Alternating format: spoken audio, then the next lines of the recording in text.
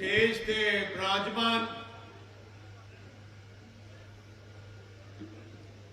Bahujan Samaj party दे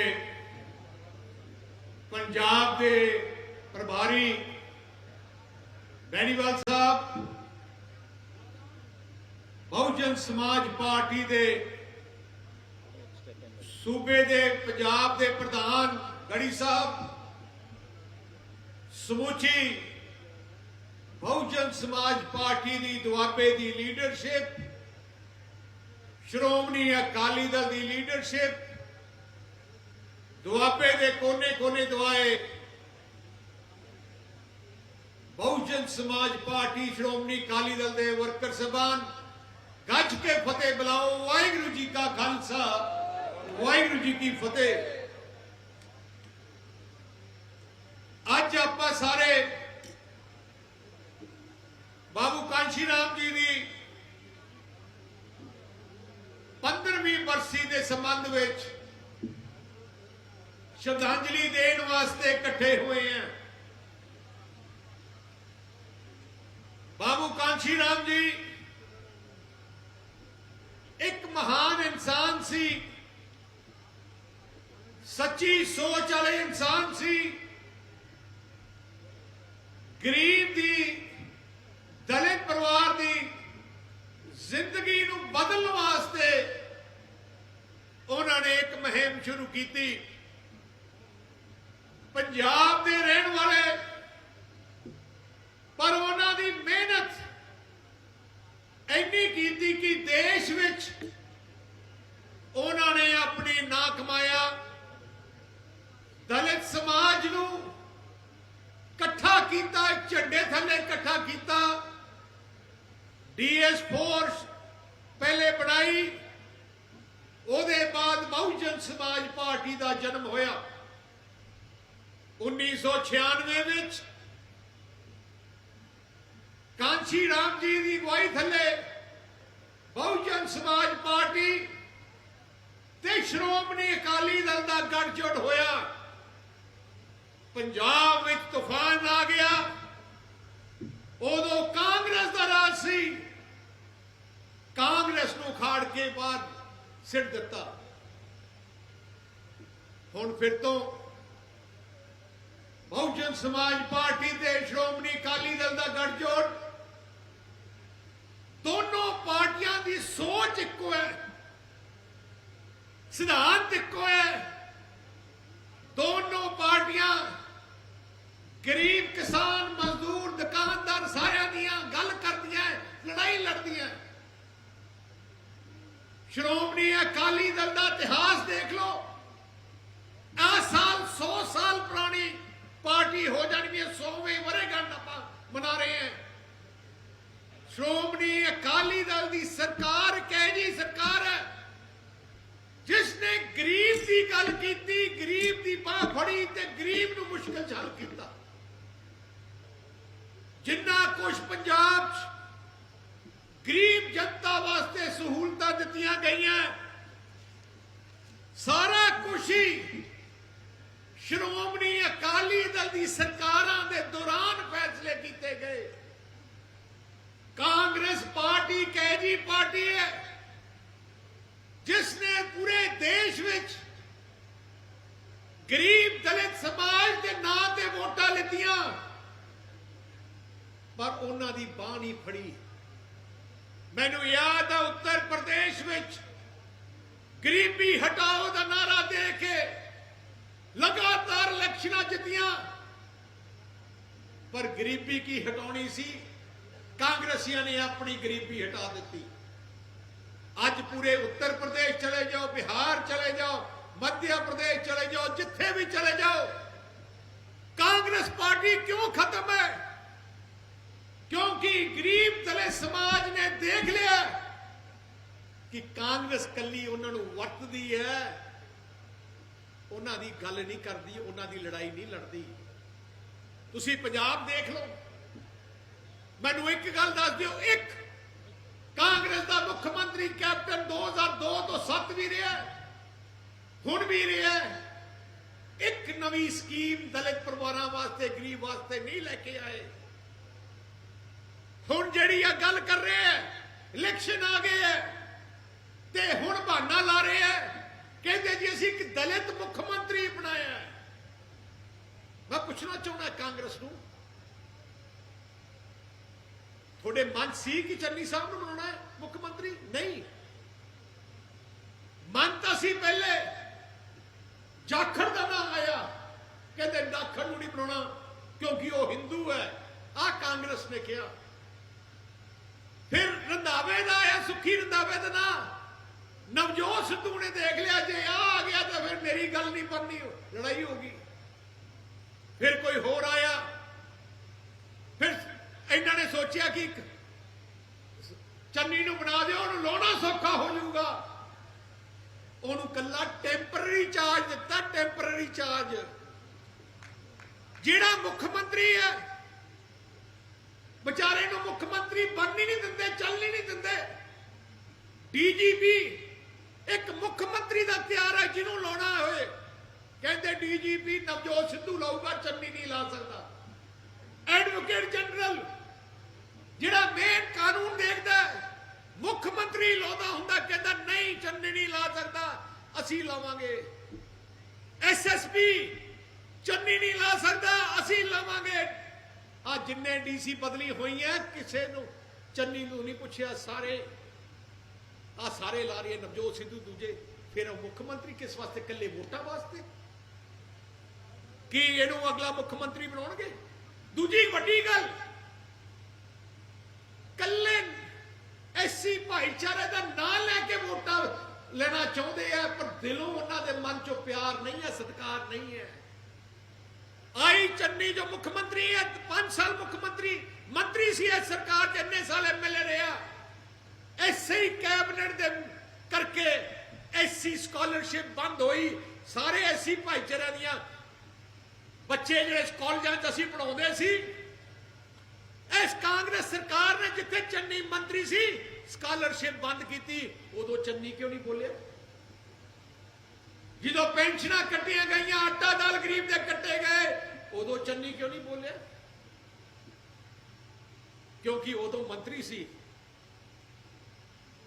ਜੇ ਤੁਸੀਂ ਸਹੀ ਮੈਨੇ ਤੇ ਬਹੁਜਨ ਸਮਾਜ ਦਾ ਰਾਜ ਚਾਹੀਦਾ ਤੇ ਬਹੁਜਨ ਸਮਾਜ ਪਾਰਟੀ ਦਾ ਰਾਜ ਲੈ ਕੇ ਆਓ। ਬਹੁਜਨ ਸਮਾਜ ਪਾਰਟੀ ਉਸ ਰਾਜ ਵਿੱਚ ਹਿੱਸਾ ਹੋਏ।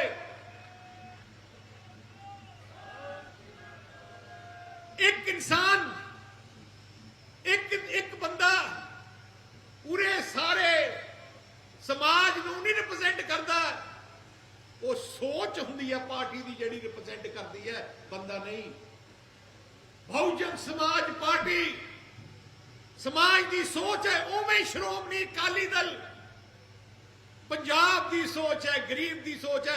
ਹੁਣ ਦੋਨੋਂ ਹੈ ਜਿਹੜੀਆਂ ਗਰੀਬ ਕਿਸਾਨ ਮਜ਼ਦੂਰ ਗਰੀਬਾਂ ਦੀ ਸੋਚ, ਪਾਰਟੀਆਂ ਦੀ ਸੋਚ ਇਕੱਠੀ ਇੱਕ ਝੰਡੇ ਥੱਲੇ ਹੋ ਗਈ ਹੈ। ਇਹ ਤੋਂ ਵਧੀਆ ਕੰਬੀਨੇਸ਼ਨ ਕੋਈ ਹੋ ਨਹੀਂ ਸਕਦਾ।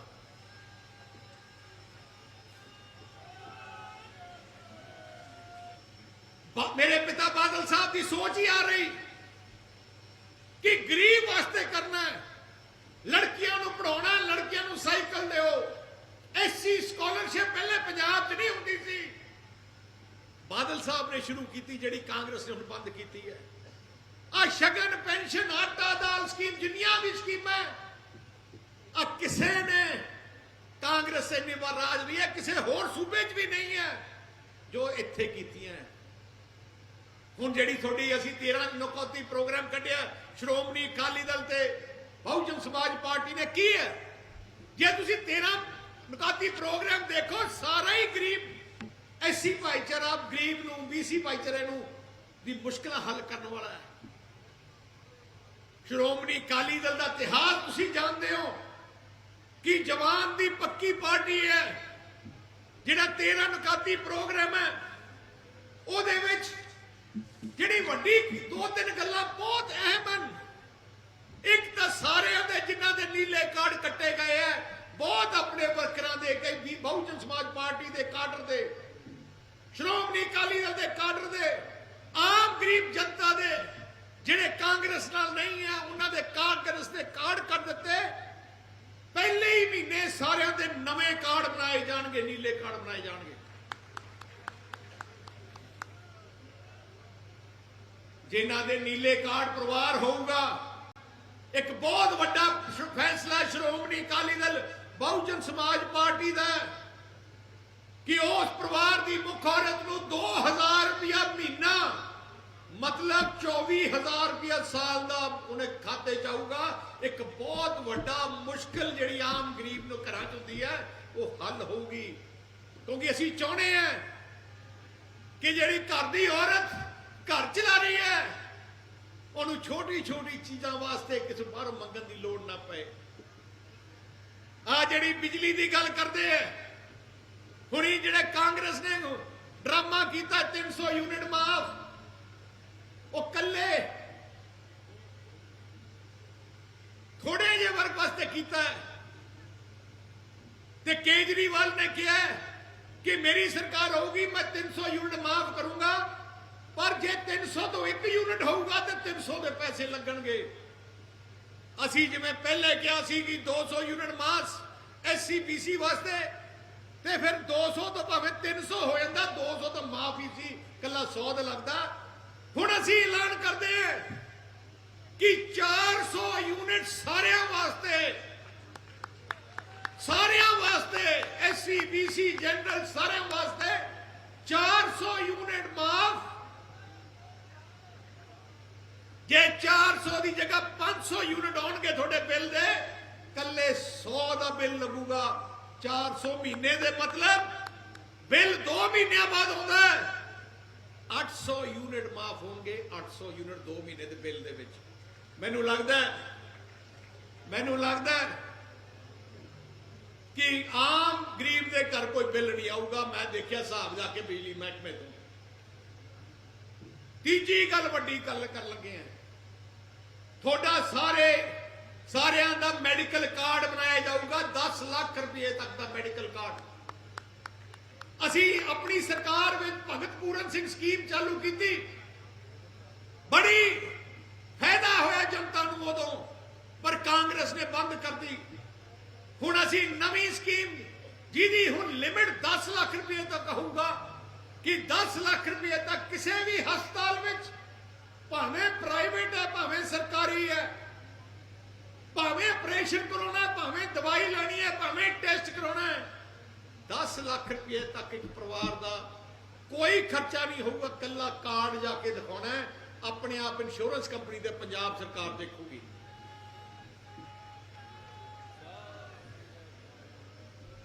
चौथी वड्डी गल बहुत वड्डी अहम है, एक तो SC स्कॉलरशिप फिर तो पूरे जोर नाल लागू की जाऊगी। ते तुसीं देखोगे जिहड़े 4 लाख बच्चे वांझे हो गए सी, हुण सारियां नूं पढ़ाई फिर तो अगले साल तो तैयारी कर लो, सारे कॉलेजां विच एडमिशनां होणगीਆਂ।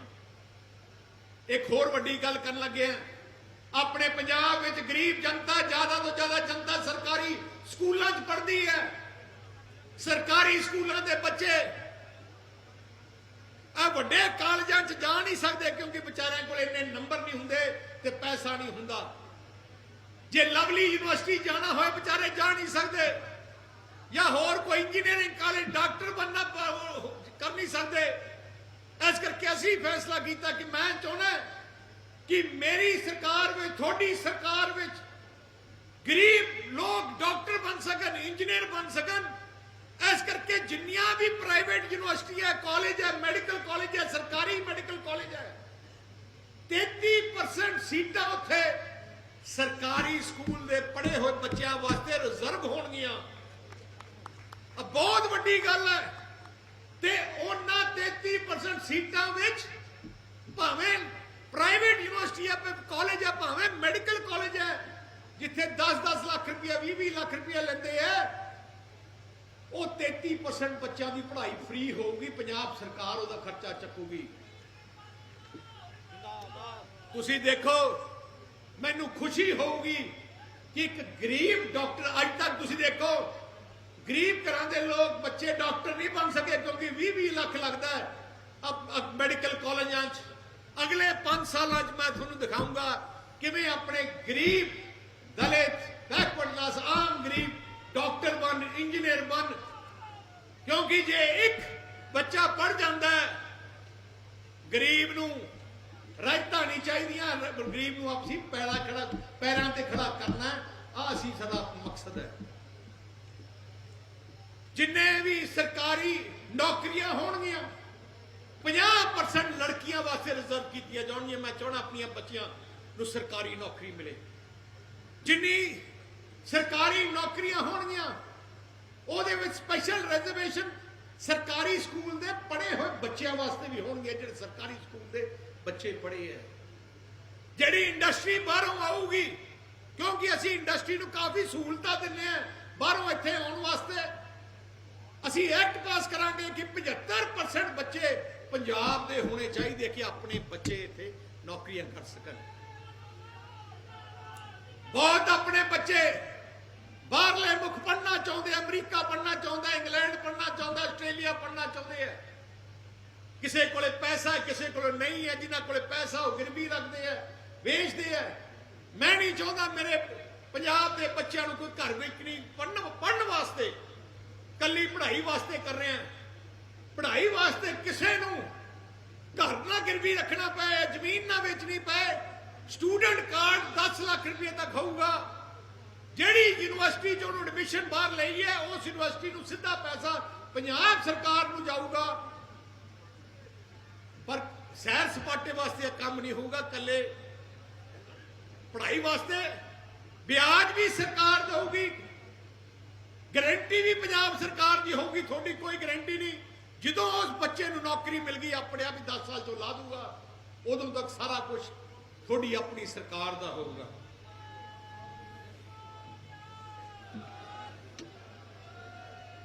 अज कांशी राम जी की याद विच आपां इकट्ठे हुए हैं। उन्होंने सारे बुलारियां ने उन्होंने जिंदगी बारे गल कीता। मेरे मन च जो आ रहा सी, मेरे मन च एक आई गल कि उन्हों नाम उन्होंने देन पूरे हिंदुस्तान में बहुत वड्डी है। तो इस करके मेरे मन च आया सी असी हर जिले एक मैडिकल यूनिवर्सिटी कॉलेज खोलना है, जिथे डॉक्टर जिन्होंने उत्थे डॉक्टर बन गए। सो दुआबे जो मैडिकल कॉलेज भावें हुशियारपुर होए भावें लुधियाने जलंधर होए, एक मैडिकल कॉलेज जो होगा बाबू कांशी राम जी के नाम से किता बनाया जाए।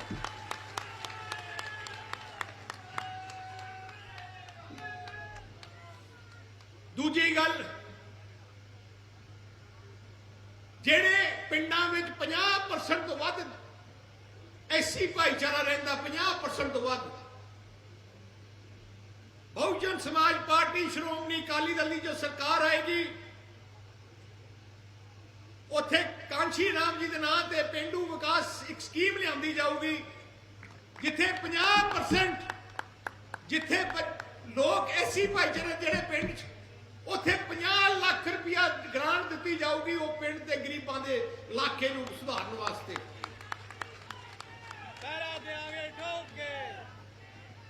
मैं पहले ही ऐलान कर चुका डॉक्टर अंबेडकर जी के नाम से एक बहुत बड़ी नवी यूनिवर्सिटी दुआबे बनाई जाऊगी, जिस यूनिवर्सिटी एक ऐसी यूनिवर्सिटी होगी जिथों बच्चे पढ़ के टॉप दियां नौकरियां लै सकन ते उस यूनिवर्सिटी दा ना इंटरनेशनल लेवल ते होए। दूजी गल असी मैं ऐलान करदा कि मैं नहीं चाहता कि मेरे पंजाब विच कोई एससी कोई बीसी या कोई गरीब कच्चे मकान की रहिंदा होए या कोई मकान ना होए। सो असी 3 स्कीमां लेके आवांगे। एक एससी भाईचारे वास्ते हुण एससी बीसी डिपार्टमेंट इकट्ठा है। असी उस डिपार्टमेंट को 2 हिस्से बना के एक एससी वेलफेयर एक बीसी वेलफेयर डिपार्टमेंट बनाया जाऊगा, वो स्पैशल फंडिंग की जाऊगी। डॉक्टर अंबेडकर जी के नाम से असी 5 लाख मकान पंजाब के एससी भाईचारे जिन्हों के मकान कच्चे है ते या मकान है नहीं, 5 लाख अगले 5 साल बना के देवांगे। उवें बैकवर्ड बीसी भाईचारे वास्ते अलग एक स्कीम लेके आवा मकाना वास्ते। पर अज क्योंकि कांशी राम जी का जन्मदिन मैं ऐलान करता है कि 1 ਲੱਖ ਮਕਾਨ ਪਰ ਸਾਲ ਦਾ ਪੂਰੇ ਪੰਜਾਬ ਵਿੱਚ ਪਿੰਡਾਂ ਤੇ ਸ਼ਹਿਰਾਂ ਵਿੱਚ ਕੌਲੀ ਕੱਢ ਕੇ ਐਸੀ ਭਾਈਚਾਰੇ ਵਾਸਤੇ ਅੱਜ ਅਸੀਂ ਐਲਾਨ ਕਰਦੇ ਹਾਂ ਡਾਕਟਰ ਅੰਬੇਡਕਰ ਜੀ ਦੇ ਨਾਂ ਤੇ। ਅਸੀਂ ਚਾਹੁੰਦੇ ਹਾਂ ਕਿ ਡਾਕਟਰ ਅੰਬੇਡਕਰ ਜੀ ਦਾ ਸੁਪਨਾ ਪੂਰਾ ਹੋਏ ਤੇ ਬਾਬੂ ਕਾਂਸ਼ੀ ਰਾਮ ਜੀ ਦਾ ਸੁਪਨਾ ਪੂਰਾ ਹੋਏ ਕਿ ਉਹਨਾਂ ਦੀ ਜਿਹੜੇ ਗਰੀਬ ਹੈ ਉਹਨਾਂ ਦਾ ਘਰ ਆਪਣਾ ਹੋਏ, ਆਪਣਾ ਘਰ ਇੱਕ ਆਪਣਾ ਹੋਏ। ਸੋ ਮੈਂ ਆਹੀ ਬੇਨਤੀ ਕਰਨਾ ਚਾਹੁੰਦਾ ਸਾਰਿਆਂ ਨੂੰ, ਦੇਖੋ ਤੁਹਾਡੇ ਕੋਲੇ ਪਾਰਟੀਆਂ ਆਉਣਗੀਆਂ, ਲਾਰੇ ਲਾਉਣਗੀਆਂ, ਡਰਾਮੇ ਕਰਨਗੀਆਂ, ਪਰ 2 ਪਾਰਟੀਆਂ ਸ਼੍ਰੋਮਣੀ ਅਕਾਲੀ ਦਲ ਤੇ ਬਹੁਜਨ ਸਮਾਜ ਪਾਰਟੀ। ਬਹੁਜਨ ਸਮਾਜ ਪਾਰਟੀ ਦਾ ਵੀ ਜਨਮ ਪੰਜਾਬ 'ਚ, ਬਾਬੂ ਕਾਂਸ਼ੀ ਰਾਮ ਜੀ ਦਾ ਜਨਮ ਪੰਜਾਬ 'ਚ, ਸ਼੍ਰੋਮਣੀ ਅਕਾਲੀ ਦਲ ਪੰਜਾਬ ਦੀ ਪਾਰਟੀ। ਅਸੀਂ ਦੋਨੋਂ ਪਾਰਟੀਆਂ ਨੇ ਜਿਉਣਾ ਮਰਨਾ ਤੁਹਾਡੇ ਵਾਸਤੇ ਹੈ। ਆਮ ਆਦਮੀ ਪਾਰਟੀ ਨੇ ਜਾਂ ਕਾਂਗਰਸ ਨੇ ਐਸੀ ਭਾਈਚਾਰੇ ਦਾ ਜਾਂ BC ਭਾਈਚਾਰੇ ਜਾਂ ਕੋਈ ਹੋਰ ਨੂੰ ਵਰਤ ਕੇ ਵੋਟਾਂ ਦੀ ਸਿਆਸਤ ਕਰਦੇ ਆ। ਅਸੀਂ ਵੋਟਾਂ ਦੀ ਨਹੀਂ, ਅਸੀਂ ਦਿਲੋਂ ਜੋ ਕਹਿੰਦੇ ਆ ਦਿਲੋਂ ਕਰਦੇ ਆ। ਇਤਿਹਾਸ ਗਵਾਹ ਤੁਹਾਡੇ ਸਾਹਮਣੇ ਹੈ ਕਿ ਸਾਰੀਆਂ ਹੀ ਸਹੂਲਤਾਂ ਸ਼੍ਰੋਮਣੀ ਅਕਾਲੀ ਦਲ ਦੇ ਟਾਈਮ 'ਚ ਆਈਆਂ। ਇਸ ਕਰਕੇ ਹੁਣ ਆਮ ਆਦਮੀ ਪਾਰਟੀ ਮੈਂ ਦੇਖ ਰਿਹਾ ਪਿੰਡਾਂ ਜਾ ਕੇ ਕਹਿ ਰਹੀ ਹੈ ਕਿ ਅਸੀਂ ਸ਼੍ਰੋਮਣੀ ਅਕਾਲੀ ਦਲ ਨੂੰ ਦੇਖ ਲਿਆ, ਤੁਸੀਂ ਕਾਂਗਰਸ ਨੂੰ ਦੇਖ ਲਿਆ, ਹੁਣ ਸਾਨੂੰ ਮੌਕਾ ਦਿਓ। ਮੈਂ ਪੁੱਛਣਾ ਚਾਹੁੰਦਾ 5 ਸਾਲ ਕੀ ਆਪਾਂ ਬਰਬਾਦ ਫਿਰ ਤੋਂ ਕਰਨੇ ਆ? ਕੇਜਰੀਵਾਲ ਨੇ ਜੋ ਹਾਲਾਤ ਕੀਤੀ ਹੈ, ਜੋ ਕੇਜਰੀਵਾਲ ਨੇ ਹਾਲਾਤ ਕੀਤੀ ਹੈ ਦਿੱਲੀ ਵਿੱਚ, ਜੋ ਝੂਠ ਬੋਲਦਾ ਹੈ, ਝੂਠ ਬੋਲ ਕੇ ਲੋਕਾਂ ਨੂੰ ਗੁੰਮਰਾਹ ਕਰਦਾ ਹੈ। ਫੈਸਲਾ ਕੀ ਆਪਾਂ ਦਿੱਲੀ ਤੋਂ ਕਰਾਉਣੇ ਆ ਸਾਰੇ ਫੈਸਲੇ? ਕੀ ਪੰਜਾਬ ਦਾ ਫੈਸਲਾ, ਪੰਜਾਬ ਦਾ ਮੁੱਖ ਮੰਤਰੀ ਕਿਹਨੇ ਬਣਨਾ? ਕੀ ਪੰਜਾਬੀ ਨਹੀਂ ਕਰ ਸਕਦੇ? ਪੰਜਾਬ ਦਾ ਮੰਤਰੀ ਕਿਹਨੇ ਬਣਨਾ? ਪੰਜਾਬੀ ਆਪ ਨਹੀਂ ਕਰ ਸਕਦੇ? ਕੀ ਅਸੀਂ ਸਕਾਲਰਸ਼ਿਪ ਦੇਣੀ ਹੈ ਅਸੀਂ ਆਪ ਨਹੀਂ ਕਰ ਸਕਦੇ ਕਿ ਕੇਜਰੀਵਾਲ ਤੋਂ ਜਾ ਕੇ ਪੁੱਛਣਾ? ਕੇਜਰੀਵਾਲ ਦੀ ਗਰੰਟੀ ਲੈਣੀ ਹੈ ਜਾਂ ਗਾਂਧੀ ਪਰਿਵਾਰ ਦੀ ਗਰੰਟੀ ਲੈਣੀ ਹੈ? ਮੈਂ ਪੰਜਾਬੀਆਂ ਨੂੰ ਬੇਨਤੀ ਕਰਨਾ ਚਾਹੁੰਦਾ, ਆਪਾਂ ਆਪਣੇ ਆਪ ਫੈਸਲੇ ਕਰਨ ਜੋਗੇ ਆ। ਆਪਾਂ ਹੱਥ ਫਲਾ ਕੇ ਦਿੱਲੀ ਦਰਬਾਰ ਤਰਫ ਆਪਾਂ ਨਹੀਂ ਦੇਖਣਾ। ਆਪਾਂ ਆਪਣੀ ਮਾਂ ਪਾਰਟੀਆਂ ਨੂੰ ਤਗੜਾ ਕਰਨਾ ਹੈ। ਤੁਹਾਡੀ ਮਾਂ ਪਾਰਟੀ ਸ਼੍ਰੋਮਣੀ ਅਕਾਲੀ ਦਲ ਤੇ ਇੱਥੋਂ ਜਨਮ ਪੈਦਾ ਹੋਈ ਬਹੁਜਨ ਸਮਾਜ ਪਾਰਟੀ ਹੈ। ਤੇ ਆ ਜਿਹੜਾ ਗੱਠਜੋੜ ਹੈ, ਐਜਾ ਗੱਠਜੋੜ ਹੈ, ਐਜਾ ਤਿਹਾ ਗੱਠਜੋੜ ਹੈ। ਮੈਂ ਇੰਨਾ ਕਹਿਣਾ ਅਗਲੇ 5 ਸਾਲ ਤੁਸੀਂ ਦੇਖੋਗੇ ਤੁਹਾਡੇ ਸਾਰਿਆਂ ਦੇ ਚਿਹਰਿਆਂ ਤੇ ਖੁਸ਼ੀਆਂ ਹੋਣਗੀਆਂ।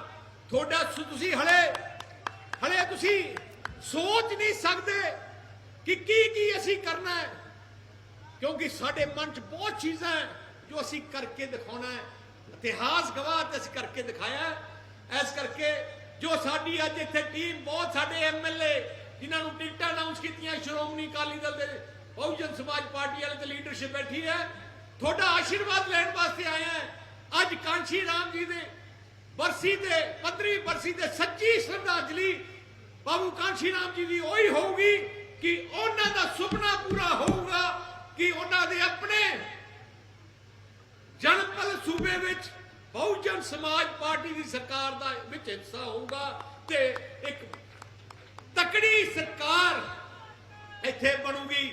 ਤੇ ਮੈਂ ਅਖੀਰ ਵਿੱਚ ਮੈਂ ਸੈਂਟਰ ਸਰਕਾਰ ਨੂੰ ਵੀ ਬੇਨਤੀ ਕਰਨਾ ਚਾਹੁੰਦਾ, ਜੋ ਘਟਨਾ ਲਖੀਮਪੁਰ ਵਰਗੀਆਂ ਹੋ ਰਹੀਆਂ, ਦੋਸ਼ੀ ਸੈਂਟਰ ਸਰਕਾਰ ਹੈ। ਜੋ ਕਿਸਾਨ ਦੇਸ਼ ਦੇ ਸੰਘਰਸ਼ ਕਰ ਰਹੇ ਹੈ ਉਹਨਾਂ ਦੀ ਗੱਲ ਸੁਣੋ। 700-800 ਲੋਕ ਜਾਨ ਦੇ ਚੁੱਕੇ ਹੈ, ਕਿੰਨੀਆਂ ਹੋਰ ਜਾਨਾਂ ਲੈਣੀਆਂ? ਇੱਕ ਜਾਨ ਸਾਡੀ ਵਾਸਤੇ ਪਿਆਰੀ ਹੈ।